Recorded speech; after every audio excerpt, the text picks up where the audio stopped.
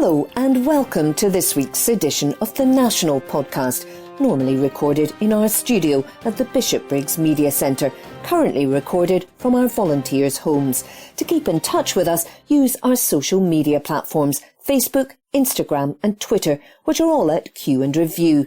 That's CUEANDREVIEW. Or get in touch via information@qandreview.com. That's information@CUEANDREVIEW.com. Please like and share our podcasts and give us any constructive feedback.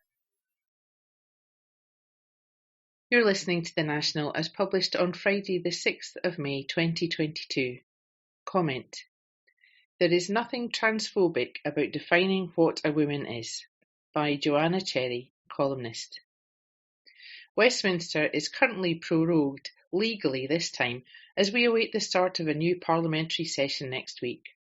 On Monday, I spent the day walking around my constituency with council candidates and our local organiser speaking to voters. We had a list of former SNP voters who had not bothered to vote at the Scottish elections last year, and we wanted to find out why and to see if we could persuade them to cast their ballots this time round. The results were instructive. As regards the local elections, former supporters want to see less virtue signalling and more focus on local bread and butter issues. On independence, they want to see a campaign with well thought through answers that will withstand debate on questions such as who will pay their pension after independence. This theme was repeated on Tuesday when I attended the funeral of a family friend in the west of Scotland. He was an independent supporter with many friends and family of the same persuasion. At the Purvey, there was much discussion of where the SNP stand after 15 years in government, and the message was that people would like to see less hot air and more action. During the local election campaign, the number one issue voters have raised with me is the cost of living crisis. An opinion poll this week showed that Scots believe Holyrood could do more to tackle this issue. Undoubtedly so too could Westminster. It's the current biggest challenge for both parliaments, and yet the issue which has dominated the airwaves for the last 10 days is misogyny in Parliament.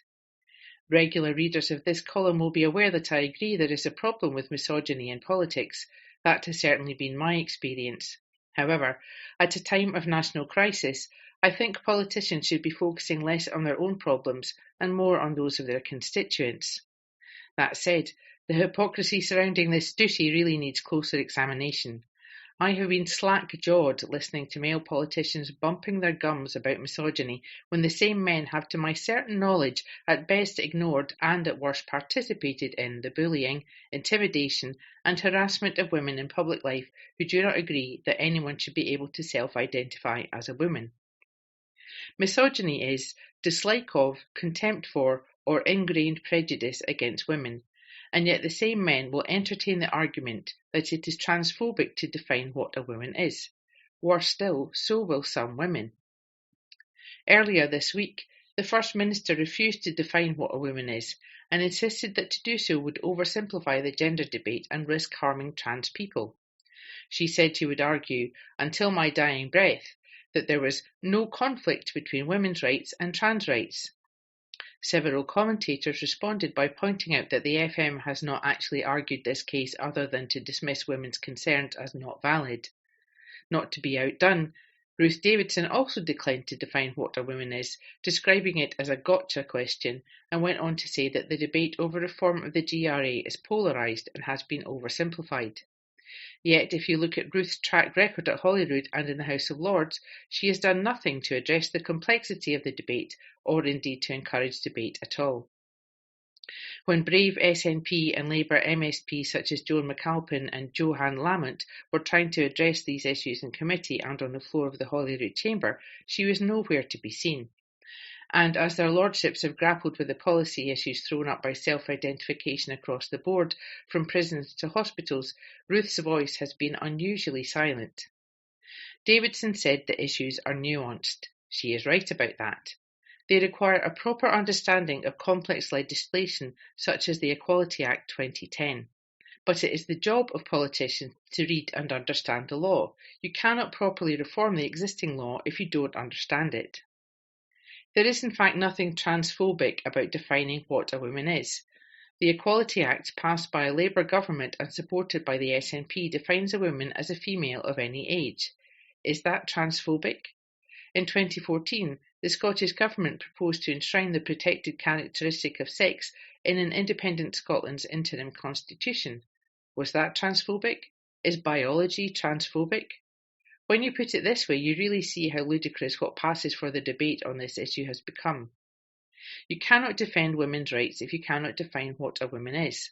Likewise, you cannot legislate for trans rights if you are not prepared to define what a trans person is.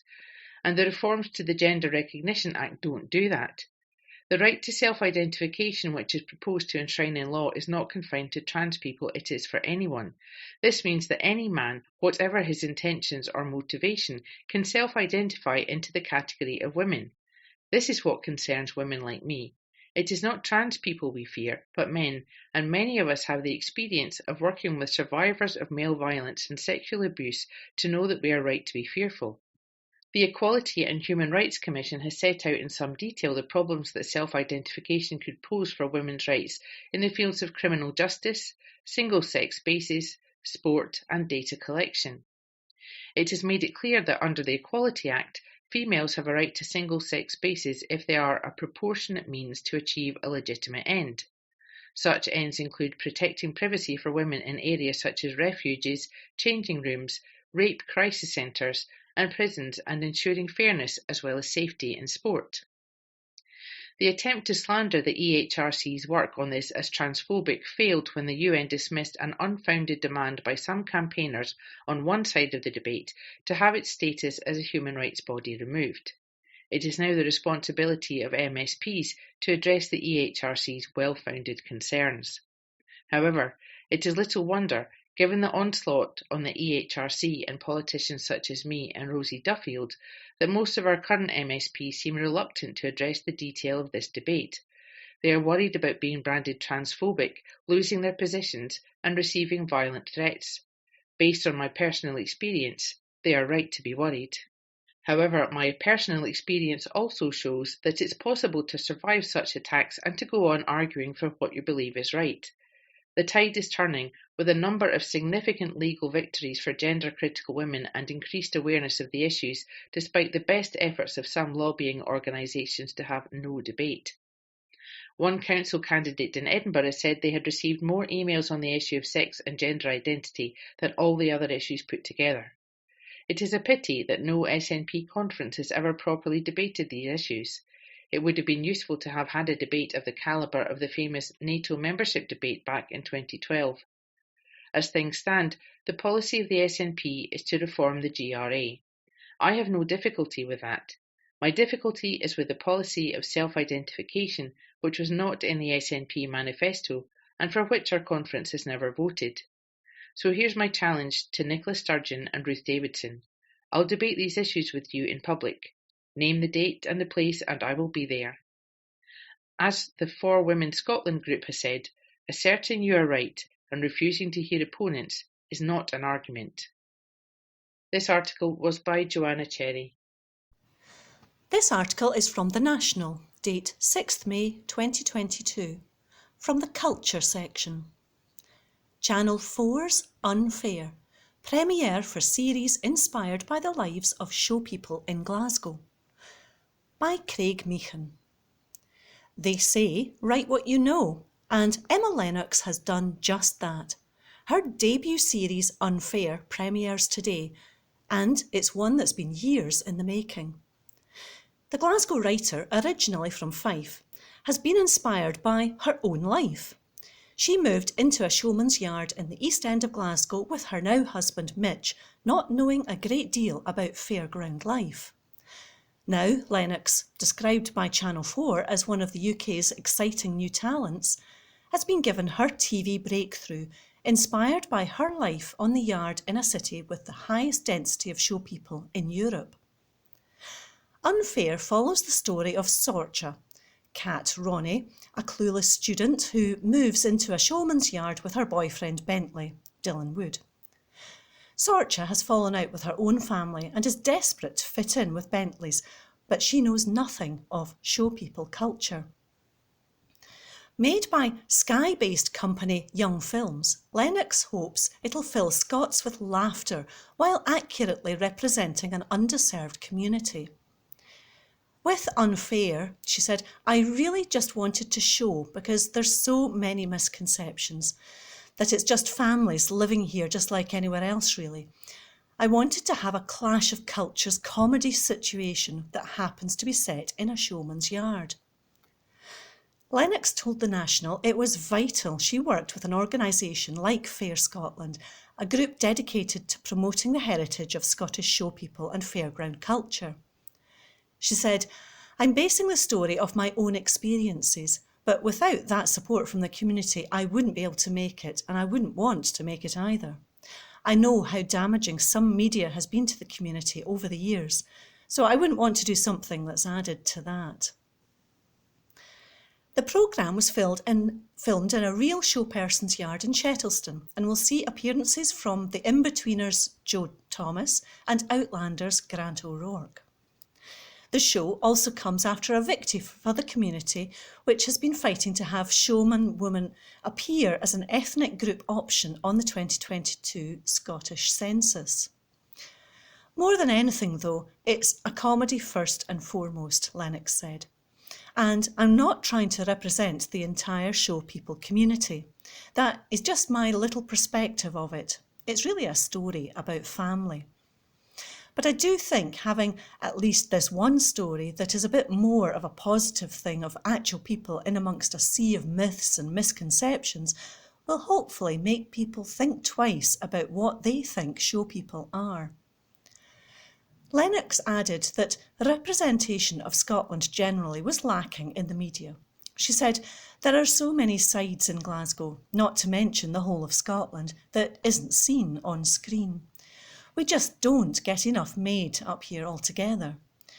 There's just not the breadth of voices to tell the stories. So to get this comedy made, it just feels amazing. It feels like it's up against the odds, and I would hope we're getting to a place where more voices are going to come through more. Yana Harris, in her debut acting role as Missouri, said it was an important step for show people like her to be used as more than just a plot device. She said Unfair was everything a comedy should be. She said, I'm so happy to see this is being made. I did an internship over the summer helping with a project collecting information about hate crime towards travelling communities. And my job was to collect media about show people or about travellers in general.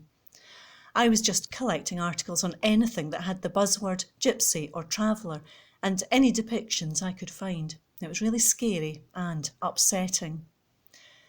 I always knew what the world was like. I experienced it as a show person my whole life. But to see it written down, how much media there is out there against us. I tried to collect rebuttals as well, and unbalanced is not a strong enough word for what I found. So for Emma to make a show where the whole story is about show people, and they're not deified or made perfect, as a comedy these people are interesting, intricate, flawed characters. They're human and loving and well-rounded like a person should be. They are three-dimensional characters. I think that's the only way to combat the media that's out there against us. So this is the first step towards equality, I think, for travelling communities. Unfair will premiere on Channel 4's All 4 on Friday, May 6th. That article was by Craig Meehan. This article is from The National, date 6th May 2022, from the News section. McCall's retail group on brink of collapse with thousands of jobs at risk. By Angus Cochrane. Thousands of jobs are at risk as convenience store chain McCall's teeters on the brink of collapse. The retailer has been in discussions with potential lenders to shore up the business, which struggled heavily during the pandemic due to supply chain issues, inflation and a heavy debt burden. It said that unless those talks are successful, it is increasingly likely that the group would be placed into administration. The business has some 16,000 employees, the majority of whom are part-time, a spokesman said. In a statement in which it described itself as the UK's leading community retailer, a representative said, "As previously disclosed on April 25, 2022, the group remains in discussions regarding potential financing solutions for the business to resolve short-term funding issues and create a stable platform for the business going forward." However, whilst no decision has been yet made, McCall's confirms that unless an alternative solution can be agreed in the short term, it is increasingly likely that the group will be placed into administration with the objective of achieving a sale of the group to third-party purchaser and securing the interests of creditors and employees. Even if a successful outcome is achieved, it is likely to result in little or no value being attributed to the group's ordinary shares. The spokesman said a further update would be made as and when appropriate. Asked about a report by Sky News that administrators could be called in as early as Friday, he said there would be no comment beyond the statement issued on Thursday. Earlier this week, it was revealed the group was set to have its shares suspended from the London Stock Exchange, as bosses said they would be unable to get its accounts signed off by auditors in time. Shares in the company had already plunged, as it reported last month that talks with its lenders and banks would likely leave shareholders empty-handed under rescue efforts. The group runs more than 1,100 convenience shops across England, Scotland and Wales. Aris McCall was founded by Robert Smith McCall, a footballer for Rangers, Queen's Park, Newcastle United and Scotland, and his brother Tom in 1901, and the group was set up in 1973. That article was by Angus Cochrane. This article is from The National, date 6th May 2022, from the news section. More than 30 arrested after Just Stop Oil blockade New Star Clydebank, by Angus Cochrane. More than 30 people have been arrested and charged after climate activists targeted a Scottish oil facility. Just Stop Oil blockaded the New Star Clydebank facility in West Dunbartonshire in support of their demand that the government ends new oil and gas projects in the UK. The protest began at about 4 a.m. on Tuesday when activists climbed on top of tankers and locked onto the entrance, while others entered the oil terminal, where some sat on pipes and some on the silos to halt operations. Just Stop Oil said the protesters were there for about 60 hours before the action ended on Thursday, which the group believes is the longest occupation of an oil terminal in the UK. Police Scotland said 31 people were arrested and charged in connection with a number of offences. The force said 15 had been charged with breach of the peace and 16 with a contravention of a section of the Criminal Justice and Public Order Act 1994, which relates to trespass and alleged malicious mischief. Chief Superintendent Lynn Ratcliffe said, "As a rights-based organisation, Police Scotland puts our values of integrity, fairness, respect and a commitment to upholding human rights at the heart of everything we do. This means that we will protect the rights of people who wish to peacefully protest or counter-protest, balanced against the rights of the wider community." Police said reports will be sent to the Procurator Fiscal in due course. It was the first action of its kind in Scotland since the Just Stop Oil coalition began blockading fuel terminals south of the border on April 1st, leading to more than 1,000 arrests. A UK government spokesman said, "We will not bend to the will of activists who naively want to extinguish North Sea oil and gas production. Doing so would put energy security and British jobs at risk and simply increases foreign imports while not reducing demand. We are committed to a strong North Sea industry as we transition away from expensive fossil fuels over the coming decades, and our recent British energy security strategy sets out a long-term plan to ramp up cheap renewables and nuclear energy. That article was by Angus Cochrane. This article is from The National, date 6th May 2022, from the Culture section. Nicola Sturgeon backs drive to get Scots to read for just 6 minutes a day, by Jane MacLeod. First Minister Nicola Sturgeon and other top Scottish politicians have given their support to a campaign to get Scots reading for 6 minutes on May 11th to help boost their mental health and well-being. Party leaders Nicola Sturgeon, Anna Sarwar, Patrick Harvey and Lorna Slater were joined by Stephen Kerr to give their backing to the Keep the Heed and Read campaign, which has already had more than 173,000 minutes pledged to the national reading movement. The Scotland-wide initiative aims to promote positive and easy-to-implement changes, with research showing that reading for 6 minutes a day can reduce stress by 6 to 8% in people across all ages. With Mental Health Week starting this Monday, the Keep the Heed and Read campaign is encouraging Scots to take stock and establish a regular reading habit. For more, visit keeptheheed.scot. That article was by Jane MacLeod. This article is from The National, date 9th May 2022, from the Culture section. David Livingstone Museum is in running for prestigious award, by Aaron Burns-Lees. A Scottish museum has been nominated for a prestigious award at the 2022 Museums and Heritage Awards. David Livingstone Birthplace Museum in Blantyre, South Lanarkshire, is one of the smallest museums in Scotland and is among a select group in contention for Permanent Exhibition of the Year, an award at the so-called Oscars of the museum world. The award features museums all across the world. Livingstone was a Scottish physician and Christian missionary who became a lifelong abolitionist and well-respected explorer in Africa. Despite being born in 1813, it is argued that his worldwide impact remains today in Scotland's lasting relationships with many African countries and in Black Scottish history.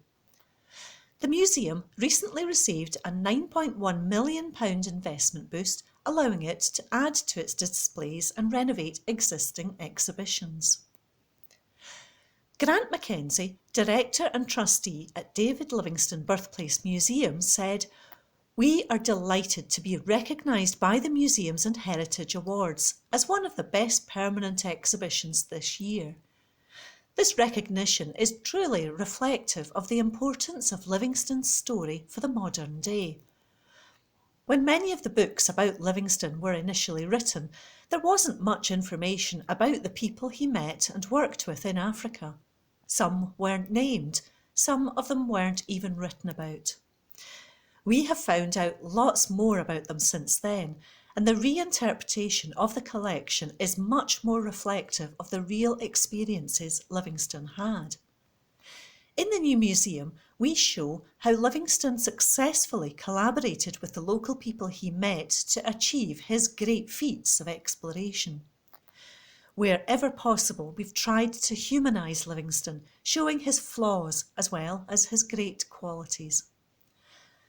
Livingstone's stories set Scotland in a global context, provide connections to international communities and links to contemporary issues."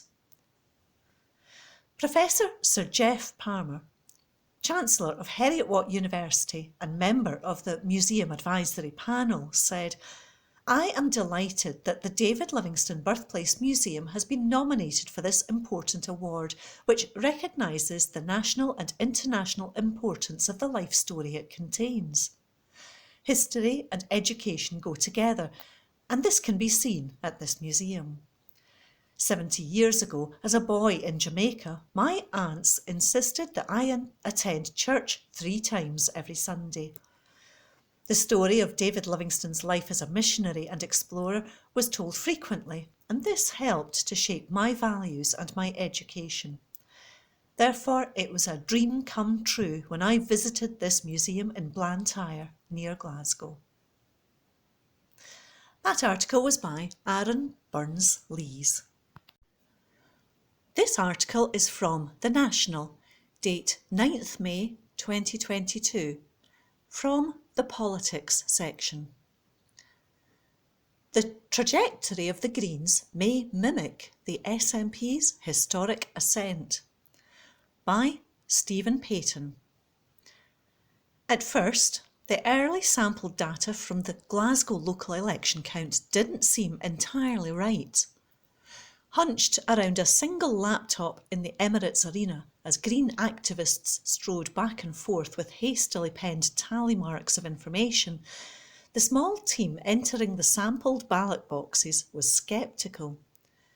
If the numbers were right, they seemed to indicate that the Langside ward of the city had overwhelmingly backed the Green candidate Holly Bruce, with first preference votes over the current SNP leader of the entire council, something that could be attributed early on to confirmation bias amongst the activists gathered on a grey Friday morning. After all, it's natural for the eye to skip to what it's looking for, and with only a second or two to spot a preference before an official counter smooths out the folded lines of a ballot and drops the results into a box or moves to another sheet of penciled numbers, it's understandable that little errors can creep in. As the official counting began, however, paper ballots piling through the scanners and being fitted with the complex equations necessary for a proportional and representative council, it seemed less and less like an error in the accounts and more like a potential reality. When Holly Bruce disappeared behind the curtain to hear the results, there seemed in the waiting crowd to be an understanding that something significant was happening, and the roaring applause that followed her exit confirmed it. A starting gun had been fired with an unexpected victory, and the day had only just begun. On paper, the local election results tell their own story, separate from the electric atmosphere of the counts taking place across Scotland. Numbers-wise, the election results broadly played out as expected. The SNP remains the party with the largest number of elected councillors in Scotland by a significant margin, even increasing their numbers. Labour, too, made small gains, while the Conservatives mostly paid the price for their leadership's arrogance and entitlement. And the Alba Party lost what little seats they had taken through defections and found their self-prophesied breakthrough to be as forthcoming as their promised Holyrood shake-up in 2021. For the Scottish Greens, though, on a surface level, the gains looked to be quite moderate. Digging a little deeper, however, a different nationwide picture emerges. One that fits better with the raw excitement that could be felt in Glasgow on Friday. Despite being a smaller party, the Greens are continuing to make inroads across Scotland as a growing political force. People in the Borders, East Lothian, South Lanarkshire, North Lanarkshire and Shetland will have Green representation in their local councils for the first time ever. Alongside Glasgow, Edinburgh and the Highlands returning a record number of Green councillors, results passed from activist to activist between counting as the winds came in through the day. With successes in Glasgow wards coming thicker and faster as the morning passed into afternoon, there came a sudden rumble of uncertainty over an announcement. A candidate had been elected in a ward where it hadn't even been conceivable that a Green victory could happen, and as such no one had been sampling the data for that area. Once again, it was assumed this must have been a misunderstanding, but it wasn't. These wins are the results of seeds planted by the party over many years. In many ways, the Greens appear to be on a trajectory not unlike the SNP's historic rise and breakthrough from small party to party of government, building on small victories to sow what comes next. And these wins have played out on the national stage.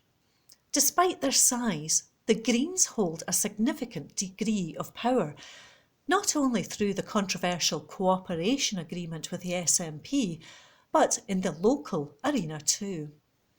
They've likely just found themselves the kingmakers in Glasgow City Council. The bigger narrative here is not dissimilar from that of the last Holyrood election in 2021, where the numbers alone only told a piece of the story. It is a tale of how power shifts and moves. Yes, but it's also a story about the future of Scotland. While the crowd of candidates, campaign managers and party activists seemed broadly buoyed by the results of the Emirates Arena, barring the Conservatives, whose faces were a perfect picture of misery for the most part, there was a rippling of unease over the election of Labour's Kieran Turner, a candidate with a side gig as the head of public leadership and Scottish advocacy for the Evangelical Alliance, an anti-LGBT organisation supporting the damaging practice of conversion therapy. Along with the election of the former world leader of the Orange Order for Labour in Airdrie, there does appear to be a widening gap between parties that represent the future more than the past. Yet this isn't just a Central Belt story, but a microcosm of a fight playing out all across Scotland. On the future, on the importance of local issues, and on the subject of who represents our communities. While smaller, backward-looking parties like Alba and the Scottish Family Party found themselves once again left behind by the electorate, the upstart Greens instead were ploughing ahead in fertile land across Scotland and dropping seeds in their wake once more. That article was by Stephen Payton. From the National, Monday the 9th of May 2022, from the comment section, Mental Health Awareness Week, we need to talk about loneliness, by Claire Fleming. The Beatles, back in 1966, encourage us to look at all the lonely people. More than a half-century later, we should still heed their call. Loneliness is commonplace in Scotland, with 1 in 4 adults saying they feel lonely some or all of the time in the last month. Yet, despite its prevalence, we're unable to talk about it. Loneliness is not about the number of friends we have, how much time we spend on our own, or something what happens when we reach a certain age. It's the feeling we experience when there is a mismatch between the meaningful social connections we want and those we have. When experienced over a longer period of time, loneliness can damage our mental health, leading to anxiety and depression. Despite so many of us being affected, 78% of adults in Scotland have experienced loneliness over the last year. More than half of us, 51%, hide feelings of loneliness from others. Many of us feel ashamed by our feelings of loneliness or can't bring ourselves to admit it. Perhaps this unwillingness to talk comes from a fear of being judged or suspicions that our loneliness is self-inflicted or due to a personality failing. We look around and it seems like everyone else is living their best life, and it can make us feel inadequate and lonelier. That's why this Mental Health Awareness Week, we are exploring loneliness, its impact on our mental health, and what we can do to tackle it. We want to open the conversation about loneliness and are inviting people to share their experiences with the hashtag I've been there. By doing this, we hope to reduce the stigma and send a powerful message to people who may be struggling that loneliness is not something we need to manage alone. Indeed, we all have a part to play in addressing loneliness as individuals, communities and governments. If you are feeling lonely, it can help to keep busy by doing things you enjoy. Try to use social media in a positive way by finding digital communities with the same interests as you, and try to find people who get you. To support others who are feeling lonely, you can help by making groups you are part of as welcoming as possible and be available to listen and show understanding. Don't judge or stigmatise someone who has said they feel lonely. It's a really tough thing to admit, and that person has taken a huge step by being open about their feelings. Don't dismiss them out of hand. Loneliness is serious. It's a significant public health issue, a sign of poor mental health, and we need more than the goodwill between people and communities to overcome it. We need investment for population level supports. Our local and national governments must take action to help reduce social isolation in our communities, with the investment in quality community spaces, organisations and groups, to create more opportunities for people to connect. Our research for Mental Health Awareness Week asked people what could be done to address loneliness, and more than 4 in 10, 46%, said new or improved community-based clubs and activities in the local area where people can meet in person would help. But first, we must talk about it. We encourage everyone to get involved in Mental Health Awareness Week and share their stories of loneliness that have been kept hidden. Eleanor Rigby and Father Mackenzie would thank you for it. Visit www.mentalhealth.org.uk/MHAW for more information about loneliness and mental health. #Mental Health Awareness Week. And that was a comment piece by Claire Fleming. From the National, Tuesday the 10th of May 2022, from the news section, A82 crash at Dumbarton, police appeal after car hits 5, kills 1, by Xander Richards. Police are appealing for witnesses after a car came off a busy Scottish road and hit 5 people, killing 1. Officers said the fatal crash happened on the A82 north of Dumbarton on Monday, May the 9th, at around 8 p.m.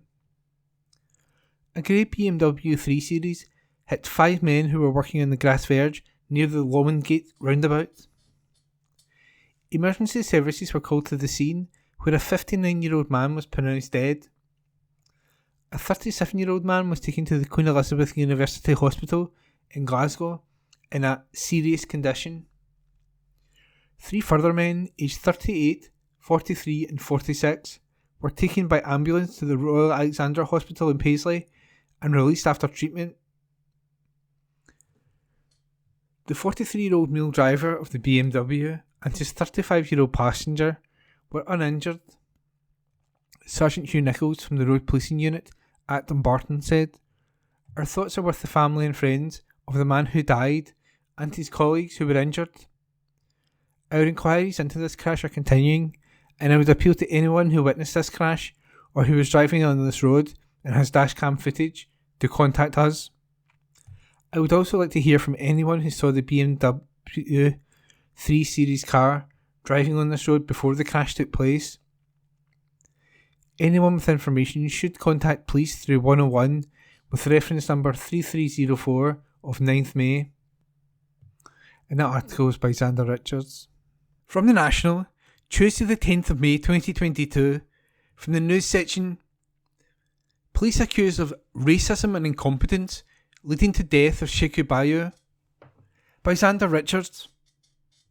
The police, their watchdog and the Crown Office operated an unholy trinity of dishonesty, racism and incompetence, it has been claimed, ahead of the opening of an inquiry into the death of a black man who died after being restrained by officers. Sheku Bayo, a 31-year-old trainee gas engineer, died in May 2015 while being held by officers who were responding to a call in Kirkcaldy, Fife. As an inquiry into his death opened on Tuesday, the Bayo family solicitor, Amir Anwar, challenged the police officers involved to give a full testimony if they had nothing to hide.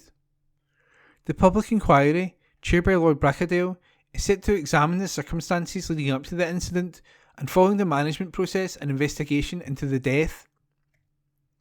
It will also look to establish the role of the father of two's race may have played in his death. Anwar said the inquiry would never have happened had it not been for the courage and perseverance of Sheku's loved ones who have refused to walk away, be silenced, bullied or patronised.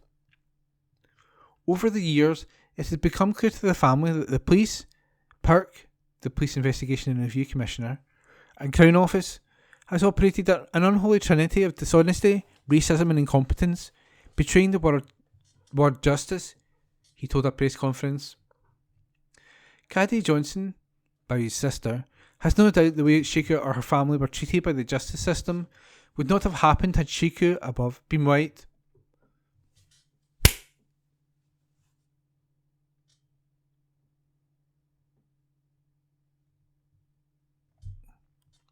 Caddy Johnson, Bayou's sister, had no doubt that the way that Shiku or her family were treated by the justice system would not have happened had Shiku been white. Their treatment was compounded by repeated attacks from those who remain in a childlike denial about the existence of racism in policing today. Caddy has described Shiku as Scotland's George Floyd, but taking the knee in Black Lives Matter will mean nothing if Scotland fails to support justice for Shiku. Anwar added, in less than 50 seconds of the first police officers arriving, Shiku Bayou was brought to the ground, he was handcuffed and restrained, with leg and ankle cuffs, and would never get up again, losing consciousness and dying. As Caddy said when they put her brother's lifeless body in the ambulance, he was still shackled like a slave, with over 24 separate injuries, cuts, lacerations, bruises and a broken rib. Within minutes, the process of criminalising, smearing and stereotyping began to enforce an image of a mad and dangerous black man wielding a knife with stereotypical characteristics of extraordinary strength in an attempt to blame Shiku for his own death, but he was unarmed and never deserved to die. No charges have been brought because of his death, but Anwar said the family felt as if the police officers involved had nothing to hide. They had nothing to fear from coming and giving a full and frank testimony to the inquiry. He said the real test of this inquiry would be whether this country acts to ensure that the real change takes place in an unaccountable, all-powerful justice system. Sadly, Shiku is not by any means the first man to die in police custody, but, if anything, I hope that his name does not fade from the memory, and that one day the name of Shiku leaves us a legacy that his children can be proud of, he said. And that article was by Xander Richards. From the National, Thursday the 12th of May 2022, from the sports section. Ange Postecoglou says it has taken every ounce of him to deliver title for Celtic, by Graham McGarry. Ange Postecoglou has dedicated Celtic's title win to his family and the club's fans, saying it has taken every ounce of him to deliver this success for them.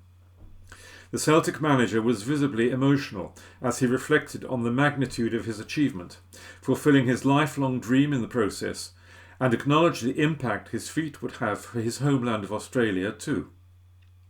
The Celtic motto may have become "We never stop" under his guidance, a phrase he uttered in an early training session, and one that ended up emblazoned on the back of their t-shirts that celebrated their title success. But Postecoglou says he will now enjoy Trophy Day at Celtic Park against Motherwell on Saturday before taking a well-earned break to look back on an incredible season. It's hard for me to comprehend, Postecoglou said. I've had this lifelong dream to manage a world-famous club, trying to make an impact. I'm in this spot now of achieving something I've always wanted to achieve. I guess it's a weird kind of feeling for me. All those things are important. That's the kind of weight and responsibility you carry. But ultimately you carry it as manager of this football club, as well as representing the country I was born in and the country I grew up in, plus the people who have been along the journey, my beautiful wife and 3 boys, my friends, people who have been beside me. I think about how they are feeling right now. It's really special. They are all part of me. They go through the ups and downs and the stresses. Hopefully they feel good tonight. The sacrifices my family make are for those moments. They are the intangibles that make this job special. It's fair to say it's taken every ounce of me. I've put everything into it because I knew how big a challenge it was. Now we've done it, and the overriding emotion is one of relief and satisfaction, and you feel drained because we've had to be really focused this year and not get distracted. To play in this city, it's very easy to get distracted by other teams and issues. There's a potential to take you away from what's important, and we've been concentrating so hard. It feels like 2 seasons in one. We've jammed in a rebuild season and a season of success. I came with the best of intentions. I'm a pretty ambitious guy, but I knew it would be a tough ask because I knew our starting point and the opposition. After round 7, you look where we were, and now to be 31 games undefeated has been unbelievable. Postecoglou said that the bond between the players and supporters was key to getting his men over the line. The club had a difficult year without success, he said. Even worse, the fans couldn't do what they love the most. I knew this year would be a pretty important year. As much as steadying the ship, we had to put down a marker for the fans and make an impact. The fact we've ended up champions is pretty amazing. That article was by Graham McGarry. From the National, Thursday the 12th of May 2022, from the sports section. Celtic stars soak up incredible Parkhead atmosphere as thousands of fans celebrate title win with fireworks and flares. By David Irvin. Celtic players last night soaked up the incredible atmosphere outside Parkhead after sealing the Scottish Premiership title. Ange Postecoglou's side were confirmed as lead champions after taking a point against Dundee United at Tannadice. And after the domestic success was wrapped up, Celtic supporters descended on Parkhead to welcome the team bus back to Glasgow. For several Celtic stars, it's their first time winning the league in Scotland, and they were met with jubilant scenes as supporters chanted while fireworks went off and flares were set off outside Celtic Park. Summer signings Leal Abada and Joe Hart shared snapshots of the celebrations on social media. Celtic Academy graduate Stephen Welsh and Anthony Ralston also shared video footage of the celebrations on Instagram. Ralston simply captioned the footage, "Unreal." Postecoglou himself was close to tears after the title triumph last night as he hailed his side. He told Sky, "The fans had a tough year last year. Not just the fact that we didn't win anything, but they couldn't come and support their team. They've been right behind us since day one. I couldn't be happier. I'm really proud of this group of players and staff. I think our football has been outstanding, but the character this team has shown through the last 31 games to rise to every challenge, I couldn't be more proud of them." This article was by David Irvin. Recorded from the National on the 10th of May 2022, from the Culture section. Queen's Speech, Why Ian Blackford and SNP MPs Wore White Roses. By Laura Webster. SNP Westminster leader Ian Blackford and his MPs wore white roses on their lapels during today's Queen's Speech ceremony at Westminster. The move sparked curiosity among eagle-eyed parliamentary viewers who asked why the group had donned the flowers. Following the proceedings, Blackford, the SNP MP for Ross, Skye and Lochaber, explained the symbolic decision on Twitter. The Queen's Speech ceremony, where the Queen sets out the UK government's agenda over the next parliamentary term, comes just days after the local elections where the SNP secured a record victory. In Westminster, Blackford and the parliamentary group opted for the symbolic flower move in the wake of the election. It is the first time the party have done this at Westminster. The group previously donned roses in 2015 when 56 SNP MPs attended the state opening of Parliament. The flower linked to Scottish poet Hugh MacDiarmid, who wrote the poem The Little White Rose. The rose of all the world is not for me. I want for my part only the little white rose of Scotland that smells sharp and sweet and breaks the heart. MacDiarmid supported an independent Scotland and was a founding member of the National Party of Scotland, a forerunner to the SNP. He stood as a candidate for the SNP in 1945 and 1950, and also for the Communist Party. At one time, he was the vice chair of the SNP. The poet and journalist who died in 1978 had a major impact on Scottish culture and politics, but remains a controversial figure. According to Professor Alan Reich, MacDiarmid is often misrepresented. That article was by Laura Webster. From the National on the 10th of May 2022, from the Culture section. Declaration of Arbroath to go back on display during Indie Ref 2 year, prompting Tory anger, by Laura Webster. Scottish Conservatives have expressed fear that the SNP will hijack an upcoming display of the Declaration of Arbroath at the National Museum of Scotland. The key document written by Scottish barons to Pope John XII in 1320, asking him to recognise the country's independence and acknowledge Robert the Bruce as king, is being made visible to the public for the first time in 17 years next summer. The declaration had been due to go on display for its 700th anniversary in 2020, but this was delayed due to the COVID-19 pandemic. Now the Herald has revealed that it will be part of the National Museum's Special Exhibitions Gallery between June 3rd and July 2nd, 2023. Correspondence revealed in a Freedom of Information request reveals that it will almost certainly be the last time the document will be able to be displayed in many years due to its fragility. Emails between the National Records for Scotland and the National Museum showed that the Declaration exhibition was also planned to be rescheduled for 2021, but this was abandoned amid COVID fears and concerns over the display clashing with the Holyrood elections. One employee said it could be difficult for us to control the narrative if political parties are launching their campaigns on the same day as the display. After searching for new dates, the organisers settled on June 2023 and described it as suitably secure and environmentally appropriate venue. But with the Scottish Government planning to hold an independence referendum in 2023, although there is currently no date set, the Scottish Tories have claimed eyebrows will be raised by the timing of the exhibition. Other correspondence has also shown that Culture Secretary Angus Robertson's office asked if it was impossible to open the display in 2022, but organisers said 2023 would be the optimum opportunity, allowing a significant Scottish and international audience. Sharon Dowie, the Scottish Tories Shadow Culture Minister, claimed the public have already made it clear they do not want the SNP to hold another divisive independence referendum and will be concerned that the nationalists might hijack this display. It looks as though there has already been ministerial interest in these discussions, showing SNP ministers are looking at ways to interfere in the work of the National Museum of Scotland. They must explain why they asked this display to be brought forward to this year and start focusing on the issues that really matter to communities across Scotland. A National Museum of Scotland spokesperson argued that the timing had been selected to fit in with our busy public programme and allow as many people as possible the rare opportunity to see this unique piece of Scotland's history. They went on, the display has had to be repeatedly reprogrammed due to the COVID pandemic, and we've been working to find dates for some time.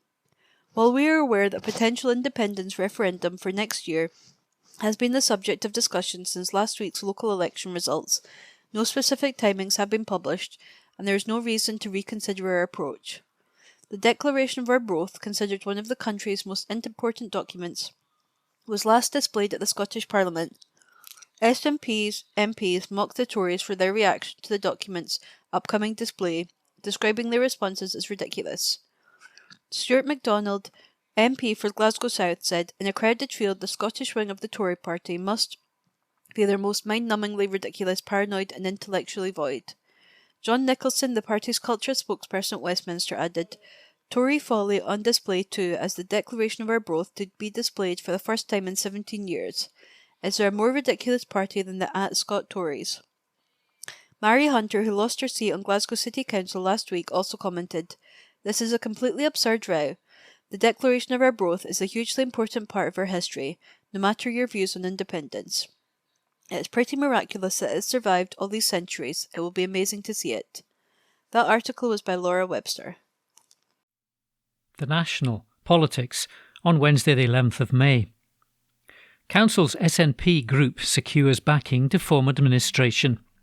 An article written by Jane MacLeod, journalist. Perth and Kinross Council's SNP group has secured the support needed to form a minority administration.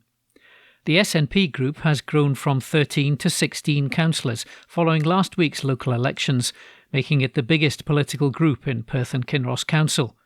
But there'll be no coalition arrangement. Instead, the SNP group has proposed plans for a minority administration. Talks have been ongoing since the result of the May the 5th elections were declared on Friday, when the Conservative group, which was previously in a minority administration, reduced from 18 councillors to 14. SNP group leader Grant Lang announced, I'm pleased to be able to confirm that following discussions with other elected members, sufficient support has been obtained to allow the SNP to form a minority administration. Whilst there's not a desire for a coalition administration, a majority of councillors have acknowledged that, as the largest group, the SNP has the right to have the opportunity to form a new administration in line with the election result.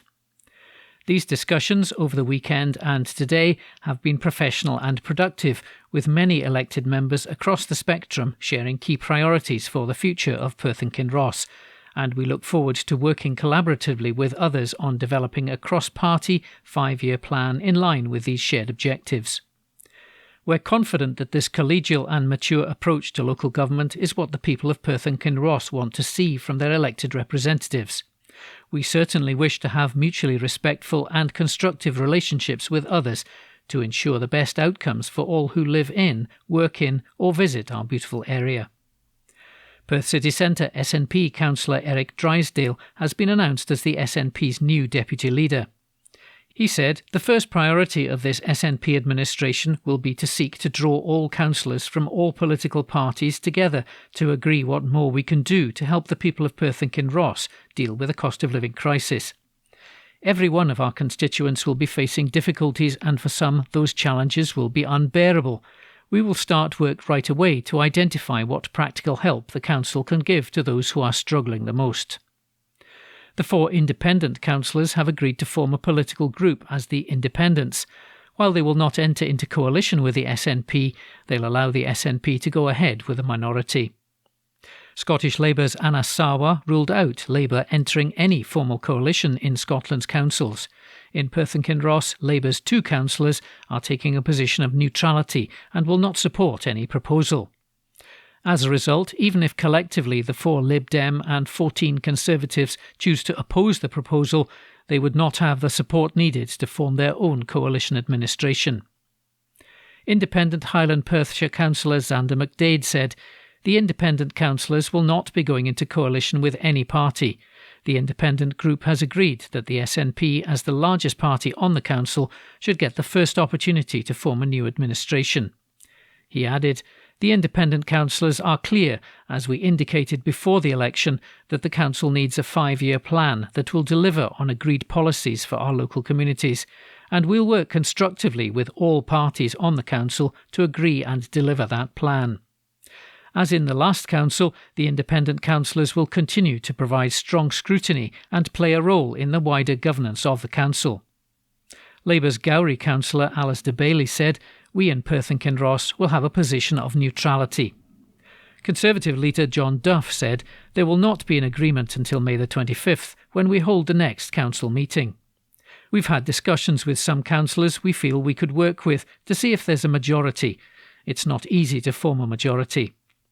The Lib Dem group met yesterday to make its group appointments.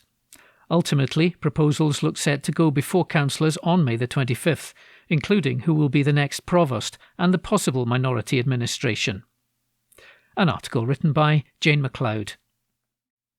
The National News on Wednesday the 11th of May. Crime in Scotland plummets by more than 40% to one of its lowest levels. An article written by Steph Braun, multimedia political journalist. Crime is now at one of the lowest levels since records began in Scotland, as incidents have plummeted by more than 40% over the last decade, figures show. Statistics from the Scottish Crime and Justice Survey also showed just 11.9% of people experienced crime in 2019 and 2020, compared with 20.4% in 2008 and 2009. It's also lower than the equivalent figures in England and Wales of 13.3%. The survey found the volume of crime in Scotland, including incidents not reported to the police, had fallen by 46% over the last 10 years or so, from an estimated 1,045,000 incidents in 2008-2009 to 563,000 in 2019 and 2020. The SNP has said the country is a safer place under their governance, highlighting how they've protected police officers, with around 32 officers per 10,000 population in Scotland, compared to around 23 in England and Wales. The party added they're the best paid officers in the UK, with a new constable in Scotland starting on £26,737, compared to £21,654 in England. SNP MSP Audrey Nicholl, a former detective sergeant police officer, said, "Throughout the SNP's time in government, it's taken tackling crime seriously and has made Scotland a safer place as a result." Not only has the Scottish Government cracked down on crime, but its approach has also meant that reoffending is at its lowest level in the last 22 years, proving that the smart justice approach is paying off in Scotland. The figures compared to those in England show that the Tories' apparent tough-on-crime approach is failing, as incidents of crime are higher in Tory-run England than they are in Scotland. Despite devastating Westminster cuts, the SNP Scottish Government has not only maintained a higher number of officers per head on the streets of Scotland compared to England, but it's also made a career in the police the most attractive compared to the rest of the UK, as officers are paid the highest wage. It's only the SNP that can be trusted not only to keep Scotland safe, but to keep crime low and to protect police services for the future. An article written by Steph Braun. The National News on Wednesday the 11th of May. Sheku Bayo's sisters speak out as public inquiry into his death begins.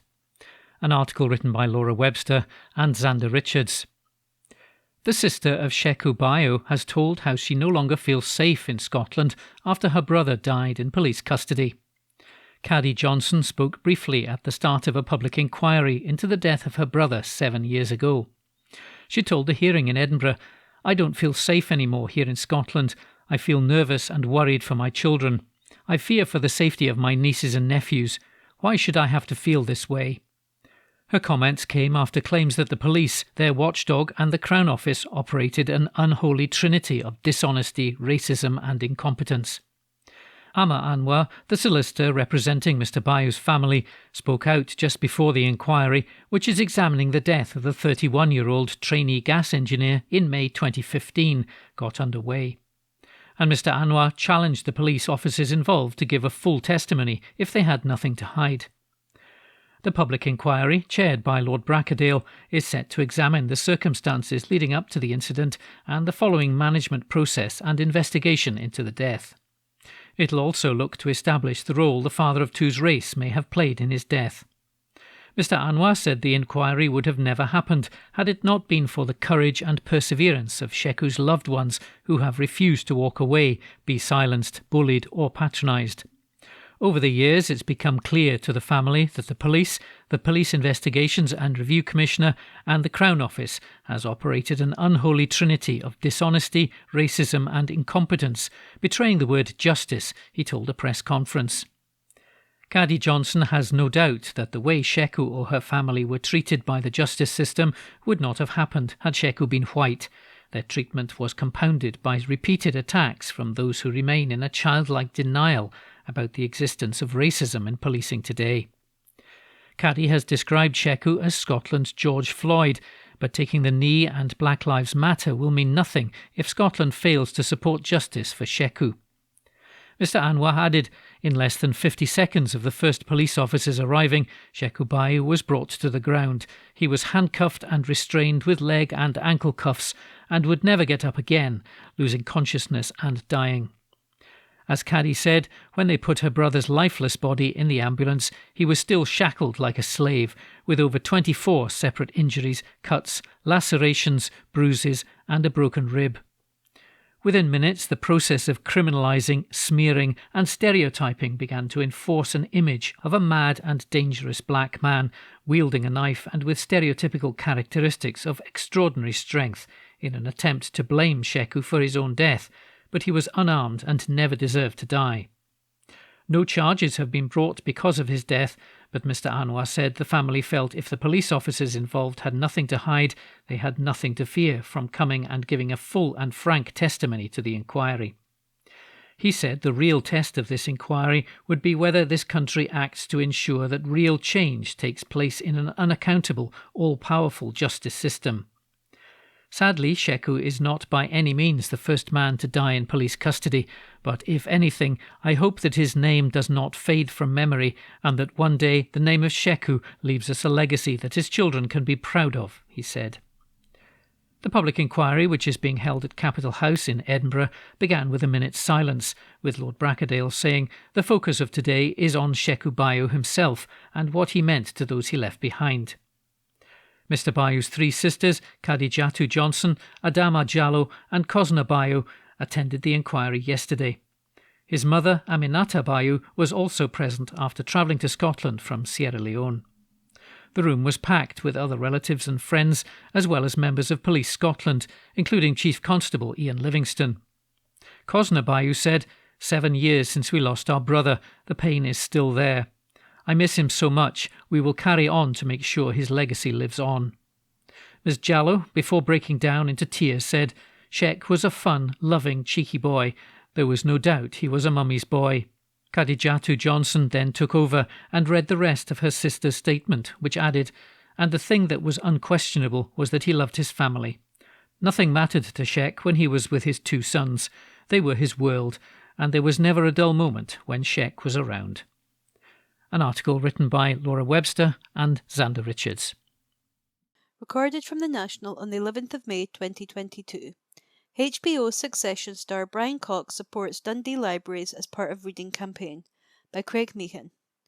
Brian Cox has talked about the importance of libraries ahead of a launch of a campaign to promote reading. Cox has shared a message of support with Dundee Libraries ahead of a celebration of the power of reading happening in Scotland this week called Keep the Heed and Read. The campaign is being run by the Scottish Libraries and Information Council and is asking everyone to pledge 6 minutes to reading on Wednesday, May 11th. Cox told the new podcast Beyond the Bookshelf, launched by Dundee Libraries, that reading was important to him as a child, growing up in the city. He started by reading comics, moved on to books, and is now an avid reader of the classics. He said, reading stimulates your imagination in all kinds of ways and allows us to engage with language.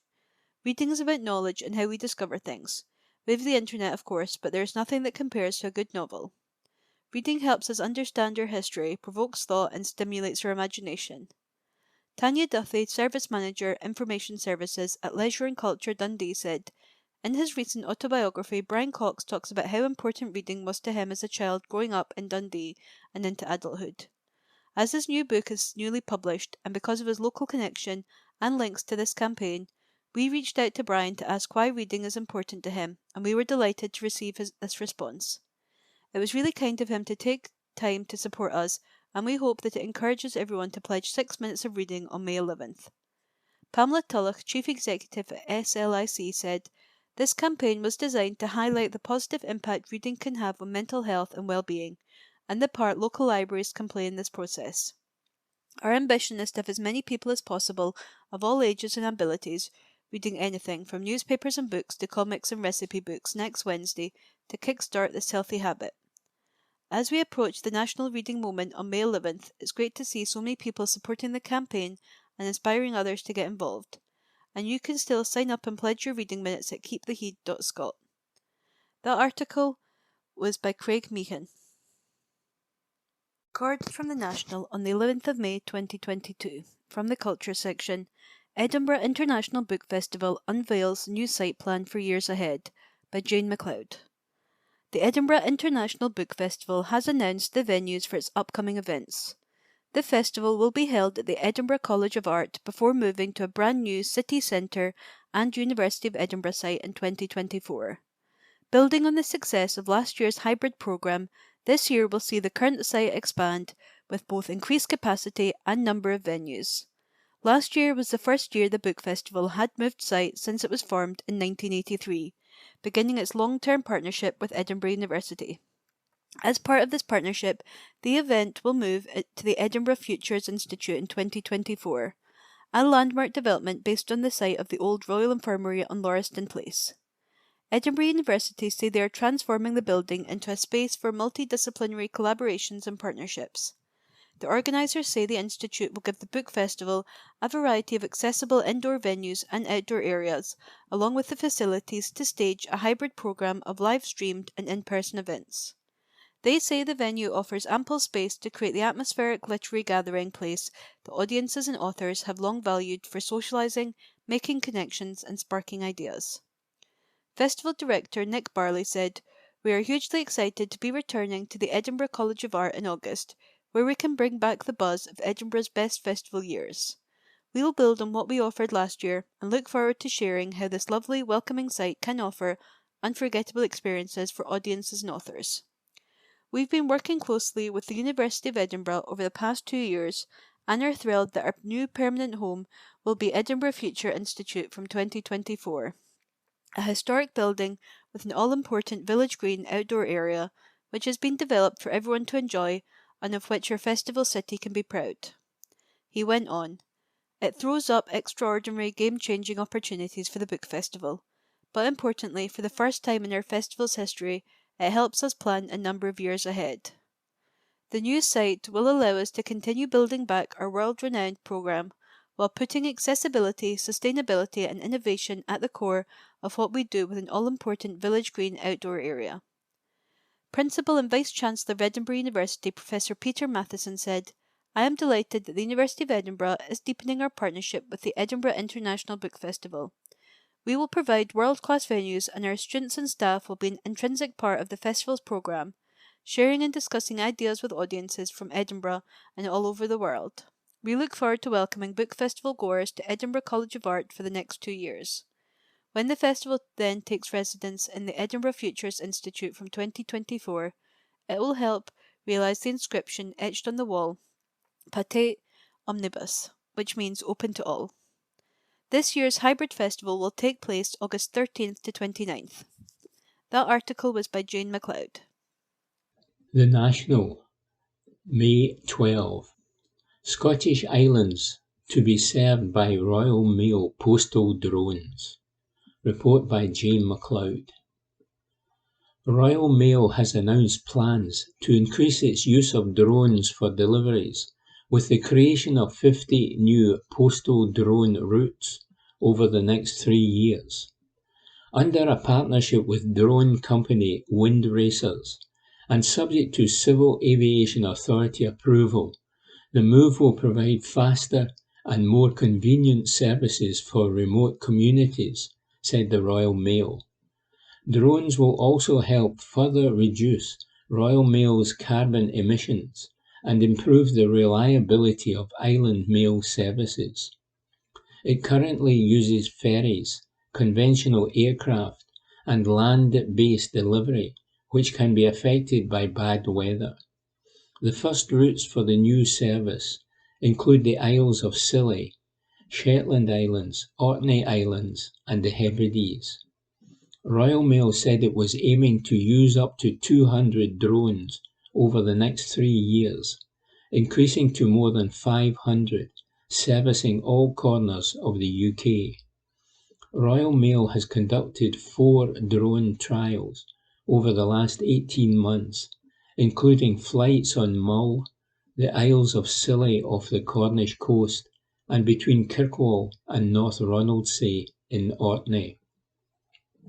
Test flights for the new service have been held between Tingwall Airport in Lerwick and Unst, a 50-mile flight each way. Drones used in the trial can carry up to 100 kilograms of mail for 2 daily return flights between the islands, with letters and parcels then delivered by the local postie. Simon Thompson, Chief Executive of Royal Mail, said, "On-time delivery, regardless of our customer's location or the weather, whilst protecting our environment, is our goal. Even though we go everywhere, Royal Mail already has the lowest CO2 emissions per parcel delivered. This initiative will help reduce our emissions even further."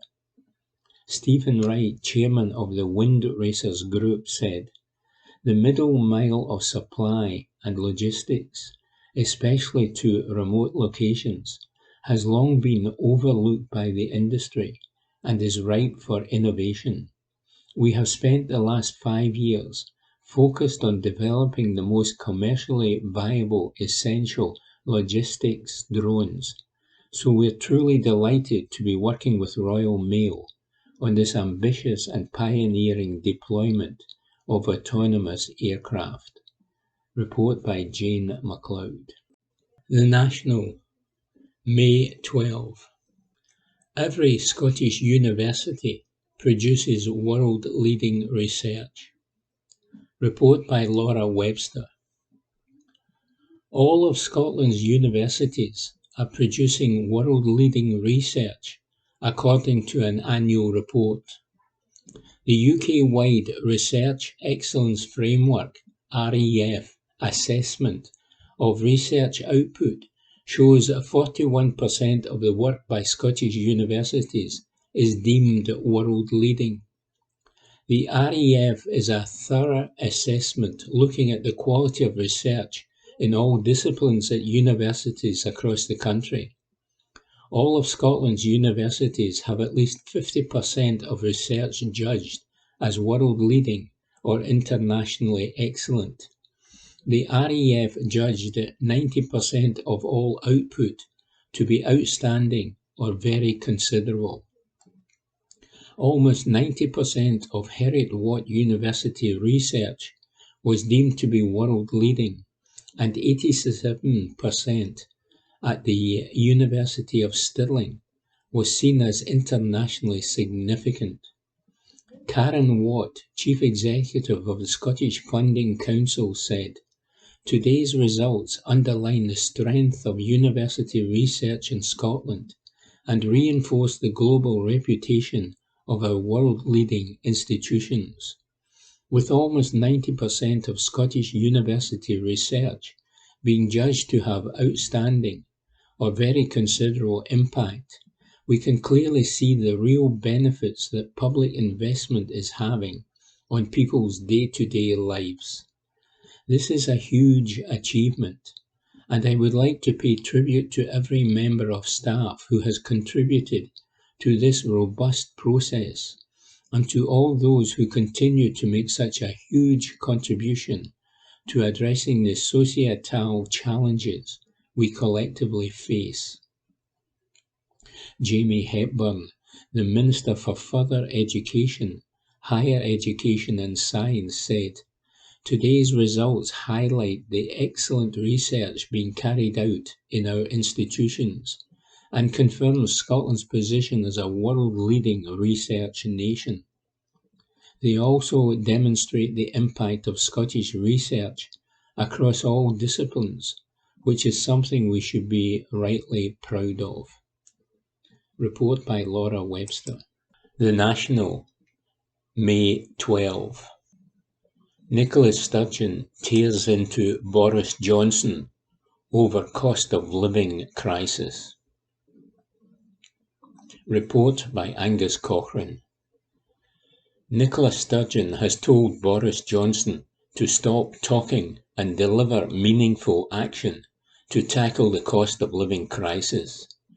The Prime Minister has come under fire after the Queen's speech made no mention of fresh anti-poverty measures, despite millions of people across the UK struggling to pay for basic necessities. Following the announcement on Tuesday, Johnson suggested he and Sunak would announce more financial support in the days to come, but the Treasury quickly shot down this suggestion, while Number 10 conceded more support should not be expected in the next few days. Michael Gove has since claimed the Tory leader's comments were overinflated as he ruled out an emergency budget. The First Minister called for a pandemic-style response from the UK government to tackle the poverty crisis. She told Bor Media, "It's not enough for the Prime Minister to say that the Queen's speech is all about helping people with the cost of living, when there was nothing in the Queen's speech that actually delivered that in practice. We need to see action. The steps that have been taken so far are not enough. They are way short of what is needed. People are struggling right now to feed their children, to heat their homes, and we know it's going to get worse as we go through the summer into the autumn and winter, so there is an urgency here." The SNP leader urged Johnson to cut VAT on energy bills and provide more direct support to low-income, fuel-poor households.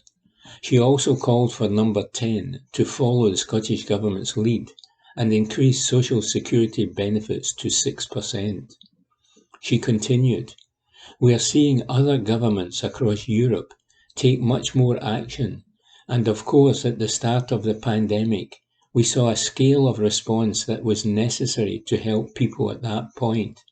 And that's the kind of scale of response that we need to see from Boris Johnson and Rishi Sunak now. Stop talking about it and let us see the action. Johnson chaired a meeting of the Domestic and Economic Strategy Committee with senior ministers on Tuesday and held a cabinet meeting on Wednesday. Number 10 has in the past suggested they have been told to come up with ideas to ease the pain that do not require new money. Households are facing soaring energy bills. Inflation is forecast to hit 10%, and welfare payments and wages are falling far behind the increase in prices. Report by Angus Cochrane. The National, May 12. Dreadnought. UK's investment in nuclear subs branded shocking and offensive. Report by Sam Roberts. The Campaign for Nuclear Disarmament, CND, in Scotland has criticised the UK government after it revealed a new investment of more than £2 billion in nuclear submarines. The money is part of a larger £10 billion set to go towards the Dreadnought programme. Scottish CND Vice Chair Janet Fenton said, "At a time of austerity, the UK government's colossal expenditure on the replacement and upgrading of their weapons system is particularly shocking and offensive. Our own government is totally opposed to all nuclear weapons and would prefer to sign the UN Treaty on the Prohibition of Nuclear Weapons and help to eliminate them from the world." An additional £160 million is being spent on training the teams aboard the new submarines at the Faslane Naval Base. But Fenton says, even if they only cost tuppence, the inherent wickedness and immorality of any nuclear weapons puts the whole system beyond the pale. The 4 new HMS Dreadnought submarines are set to replace those that currently provide continuous at-sea deterrent from HM Naval Base Clyde, Faslane, through the UK's Trident nuclear missile system.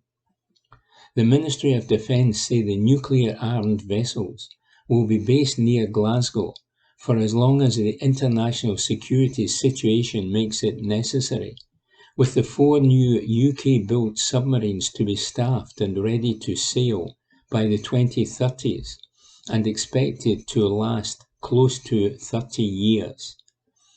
Dreadnought submarines will maintain the continuous at-sea deterrence, which is the longest-running military operation in UK history, with at least 1 nuclear-armed submarine at sea since 1969.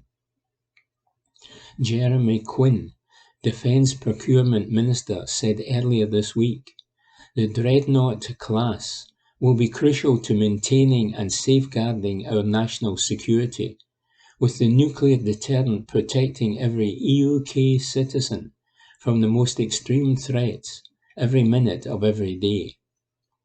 The £10 billion contract is part of ongoing work between the UK government, BAE Systems and Rolls-Royce, who have been involved in the previous development and construction phases of the Dreadnought programme. The initial investment announced of £2 billion is specifically so that the first of 4 submarines can begin sea trials and move from the Barrow-in-Furness shipyard in Cumbria to HM Naval Base Clyde, 40 miles outside of Glasgow. Admiral Sir Ben Key, First Sea Lord, said, "This investment will enable the transition from the Vanguard to Dreadnought-class submarines, an enormous challenge, and one we in the Royal Navy willingly accept. We have provided over 50 years of unbroken, continuous at-sea deterrence, and we will ensure that the Royal Navy provides the ultimate guarantee of security for the United Kingdom for the next 5 decades and beyond. Report by Sam Roberts. And that was this week's The Herald podcast, normally recorded in our studio at the Bishopbriggs Media Centre, currently recorded from our volunteers' homes with the publisher's kind permission. Thanks for listening.